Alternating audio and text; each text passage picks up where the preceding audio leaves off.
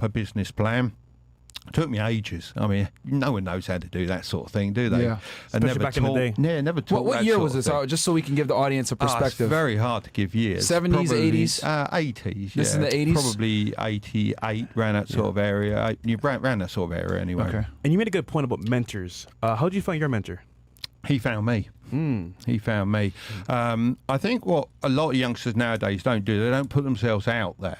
I was involved with a model flying club, and obviously not many youngsters were involved with that. It was mostly adults. So I think if you can get involved with anything like, I don't know, just caddying at a golf club or anything like that, you get to speak to the older generation, shall we say, and you know, if you're there to absorb information, people want to give information, and you know, absorb it because you'll get even more. You know, and it's priceless, really.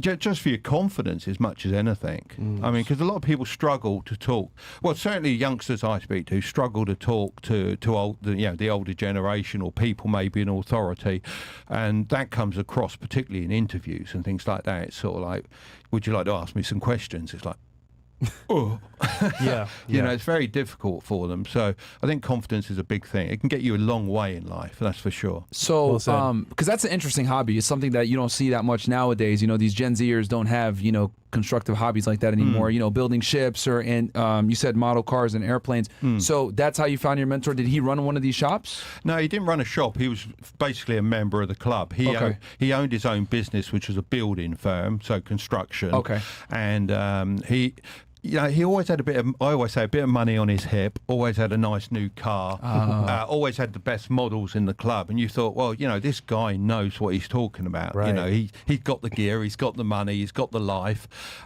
plenty of holidays and all that sort of thing. And that was all alien to me. I never had any of that. I'm not saying I had a poor upbringing, because I certainly didn't. I enjoyed my childhood, as I know you did. I had two very strong parents. But, you know, it wasn't a high net worth. So he made it possible for you by seeing his lifestyle. Kind of like the modern day Andrew Tate. It's possible by seeing somebody do it. Yeah. And it's interesting because you met him, because there was no social media, there was no LinkedIn or whatever. You met him through a hobby. Exactly. Because those are collectibles. Like, do they still hold value nowadays? Like, as far as like these model planes and cars and stuff like that, is it from an antique standpoint? Or well, it's still value in obviously design in manufacturing, as I do, which we'll get onto no doubt. And selling, because my businesses are still involved in all of that sort of thing. In fact, I'm going to an event called Miami Jets in about 3 days' time, and that's radio controlled model jets, and they cost upwards of £20,000-30,000 a piece. So that's going on locally to here, and I shall meet up. I certainly know there's 4, maybe 5 people that I'll meet that I know, and it's such a global thing. So that's smart. He joined a club, or you could say a hobby, that has many people that, for example, in that area would be successful or have money, because that's a very, I want to say, rich or affluent hobby to have. Yeah, and you're around older individuals as well. It's a good screening tool. It's good for networking too. No, really especially before social media. Yeah, just as golf is as well. Yes, because most golf clubs, as a youngster, you'll get in for very, very cheap money. Once you're a member in there, you talk to a lot of high net worth individuals. Absolutely. So and that's going to levitate you, isn't it? Because you're going to get an abundance mindset. Once you've got an abundance mindset, there's no limit, there's no cap to what you can earn if you want to do that. So take us through how you started your first business with your mentor along your side. Well, my first business, he showed me how to do a business plan, so we went through that. It took me a long, long time, lots of thought, lots of work, took it to the bank, made an appointment to see the bank manager, waited, I think it's something like a month and a half for this appointment. It took a long time. Went in there, and he turned me down flat. Wow. Absolutely flat. I only think he gave me 10 minutes, of which he was paying attention for the first 30 seconds. He just could not be bothered with us, and it was more like a duty that you had to do these appointments. Now, I came out of that branch of that bank, and I was faced really with 2 decisions. I actually stood there and thought, what can I do? Is my dream gone? Because it could have been at that point, or do I continue and try and find someone else? Now, I could have turned right, could have turned left. I decided to turn right. I walked past the next bank, which was next door, and I thought, do you know what? I'm going to give it a go. So I went straight in there. I said, I've got an appointment to see the manager at 11 o'clock. She said, you're not on the list. I went, well, yeah, it's 5 to 11. I'm a bit early. And she said, well, he is free, but you're not on the list. I said, no, you've made a mistake. Went in there, secured the loan. Nice. Wow. The manager actually said to me, he said, right, I believe in youngsters and I believe in what you're going to do. The preparation's great and I'll be your first customer. That's amazing. What a difference.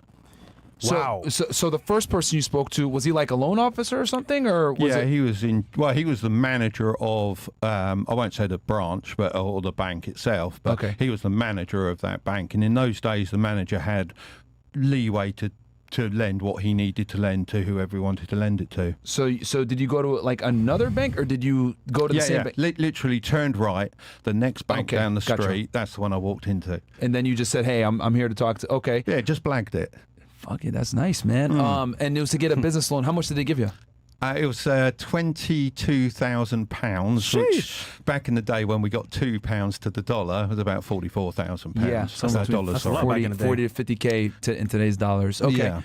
And when you told them the business plan, what did you tell them specifically that you think got you the loan?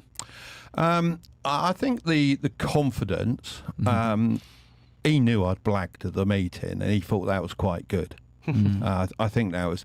It sort of reminds me a bit, Suits, the start of the program Suits, where he goes in and blags a meeting. It was a bit like that, and I think he respected that, and he went, this guy's going to go out and do something. If you've got the nerve to come in and blag a meeting with me, and the plan looks good, we'll go with it. Question for you. Looking back, this is 30 plus years ago Yeah. now at this point, right? Looking back, what were the differences between the first discussion where you got declined versus the second one where you got approved? What was some of the main... Well, obviously we talked about the confidence factor. Was there anything else? I wouldn't say there was any difference from myself. I would say there was already a predetermined answer from the first one. Okay. And the second one, I think he had a certain amount that he had to lend out to start up businesses. And remember, back in the day, if you wanted to sell a product, it wasn't like it is today where you can do it online or Yeah. all that sort of stuff. Literally, you had to have a shop. Yeah. You had Brick and mortar You had businesses. to buy lots of stock. Yeah. You have to have everything to be able to start up, which was quite a big step then. I mean, it seemed like a big deal as well at the time, but when you look back, when you're young, you can take so many risks and it doesn't matter because, at the end of the day, you might take an L on it or whatever, but really you're going to win because the lesson you've learned, even from a loss when you're 20 years old, is nothing. Yeah. I'm taking away never give up. And even though you take L's, like you said before, if you don't give up, you keep trying, things can happen for you. Now, you mentioned as well having the mentor, but also in this case, did you know back then, because you're a legit millionaire now, did you know back then you were going to be a millionaire when you were younger? Well, we actually did a video just recently. When I was at school, 14 years old, we were all put into a lecture theatre, and we put this in the video, actually. It's quite strange. And they said, write down the 3 things you're going to have. And I wrote down, I'm going to be a millionaire. Wow. I'm going to have a Ferrari. shit. And then he said house. I put mansion. And then the next thing the teacher said was, right, and this was everything. They don't know what you've written down, but they just looked at everyone and said, look, let's be realistic. Most you can have none of that stuff. Wow, yeah. See? Yeah. None of it. And I'm sure that is to push you down while you're in the school system. course. Because they don't want you being entrepreneurial. They want you to, it don't matter what shape you go into school at, you might be triangle or rectangle, whatever shape it is, you've got to come out as a cog to fit in the machine. Absolutely. You got to And- become a disposable part. Yeah, and the longer you're in the system, in my opinion, the more a cog shape you become. Yeah. And the harder it is for you to actually change that shape going forward. I agree. Because once you're locked into a really comfortable job, and the danger is in the word comfortable, that's it. Yeah. You're there. I know you were in a very secure job. Yeah. And I'm was scary to guessing that leave. was really hard. It was very difficult to leave. Most people never leave a comfortable government job making 6 figures with a pension and retirement Well, and everything. That's what everyone says, isn't it? I've got friends in jobs, in government-style jobs, and I say, why'd you do it? You're more than this. And they go, oh, the pension. I went, if I'm going to have to work the whole of my life till I get to 66, 68, just because it's a good pension at the end, well, that's not for me. Yeah.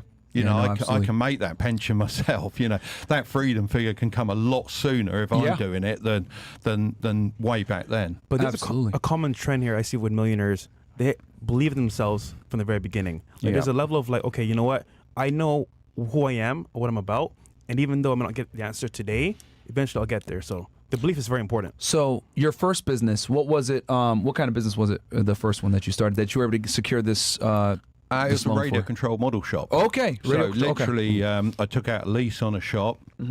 I didn't tell you the full story there. Basically, when I first came up with the idea, I did actually share it with a friend of mine. Okay. Because I was working part-time in a model shop at the time. So I said, look, I'm going to do this and this and this and this. And lo and behold, he stole my plans. He actually opened up the shop, called it the same name as I was going to call it, Model World, which came from a BBC television series at the time, because I watched that as a kid and it was imprinted in me. That's what I'm going to do, the world of models. You know, it's all Model World. And he got bored of it 6 months later. Couldn't make a profit.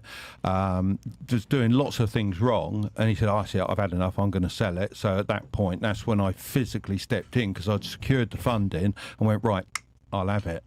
So I took the business over. And Was there animosity there when you went up to him with that check and said, "Hey, I'm taking this thing now"? well, not really. Actually, when he stole the plans or the idea, I continued to work for him because I realised straight away that I wasn't ready at the time. Okay. Okay, so he'd gone ahead and done it. I wasn't ready.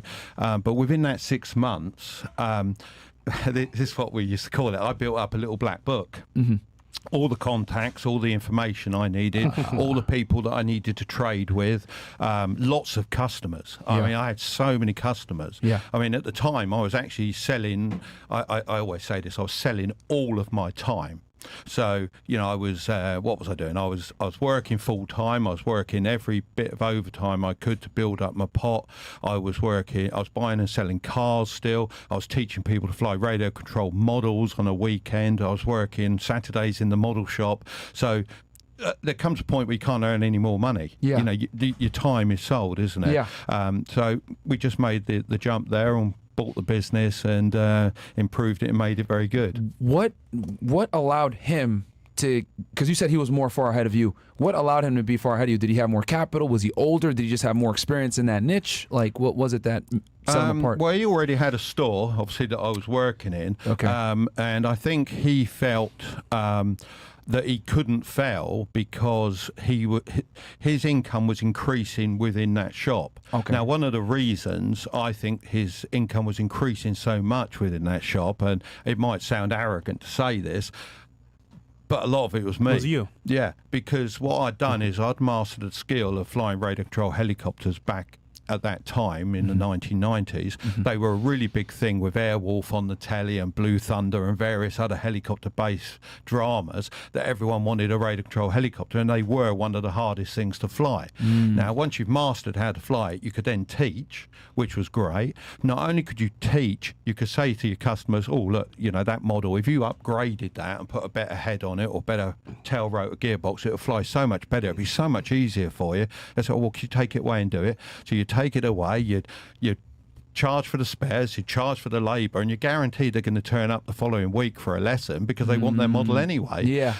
So it was a really good thing, and you were gathering at the time all those customers so that when you got the shop, you could take them away. So okay, this is really interesting, and I guess I'm going into a very detailed question here because you said that he didn't turn a profit before, but he was making money. Was it like was the store something else? Yeah, and then he switched it to the model stuff. No, the store was he had one store that was successful, and then he copied my idea to open the second store. What was the first store?